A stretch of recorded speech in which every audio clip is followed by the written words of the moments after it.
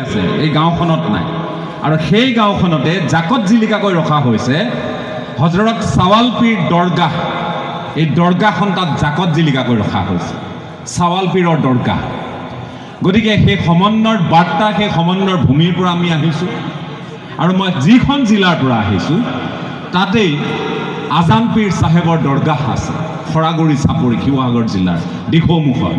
গতিকে এনেহেন এক ঠাইৰ পৰা আহি আজি আপোনালোকৰ মাজত উপস্থিত হৈ বিশেষকৈ গৰীয়া মৰীয়া দেশীসকলৰ যি জাতীয় অনুষ্ঠান, এই অনুষ্ঠানটিৰ প্ৰতিষ্ঠা দিৱসত ভাগ লৈ আমি আহ্লাদিত হৈছোঁ। কিন্তু কিছুমান কথা আমাৰ মনলৈ আহে কেতিয়াবা, সেই কথাখিনি আপোনালোকৰ সৈতে মাত্ৰ বিনিময় কৰিব খুজিছোঁ। এইটো কোনো ভাষণ বুলি আপোনালোকে নধৰিব। জ্যেষ্ঠজন আছে, বেছি ভালকৈ জানিব।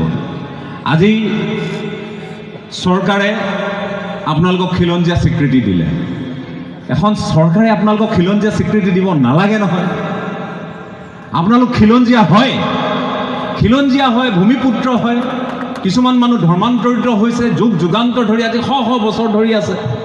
এই খিলঞ্জীয়াৰ সংজ্ঞাটো যি কাৰণতে নিদিয়ক, কিন্তু মই ভাবোঁ যদি এইখিনি আপোনালোকৰ হিতৰ কাৰণে হয়, আপোনালোকৰ যদি মৰ্যাদা, সন্মান আৰু নিৰাপত্তাৰ কাৰণে যদি এইখিনি হৈছে, সেইখিনি বেয়া হোৱা নাই মই ভাবোঁ। কিন্তু খিলঞ্জীয়া বুলি আজিতো আপোনালোকে চাওক, আমাৰ তাতে আৰু দুখনমান ঠাই আছে, লাকুৱা নাম শুনিছে নিশ্চয়। লাকুৱা, এই লাকুৱাত দুখনমান গাঁও আছে, চলাপথাৰ শ্যাম গাঁও আছে, শ্যাম মানুহৰ গাঁও। তেওঁলোক হ'ল টাই খামিয়াং জনগোষ্ঠীৰ মানুহ। টাই খামিয়াং, যাক শ্যাম মানুহ বুলি কয়। সিফালে অকণমান আগলৈ গ'লে আপোনালোকে পাব চিংফৌ মানুহ পাব, মথুৰাপুৰ নামৰ ঠাইডোখৰত। অকণমান আকৌ যদি আমি নাহৰকটীয়াৰ ফালে যাওঁ, আমি ফাকিয়াল মানুহ পাম, টাই ফাকে। এনেধৰণে আমাৰ জনগোষ্ঠীসমূহ আছে।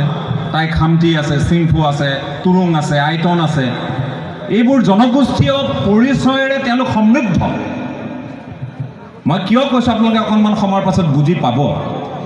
এই জনগোষ্ঠীসমূহ খামিয়াং বা শ্যাম মানুহ বা এই আমাৰ বাকী জনগোষ্ঠীকেইটা জনগোষ্ঠীয় পৰিচয়েৰে সমৃদ্ধ। কোনোবাই তেওঁলোকৰ ধৰ্মীয় পৰিচয় আজিলৈকে লৈছেনে?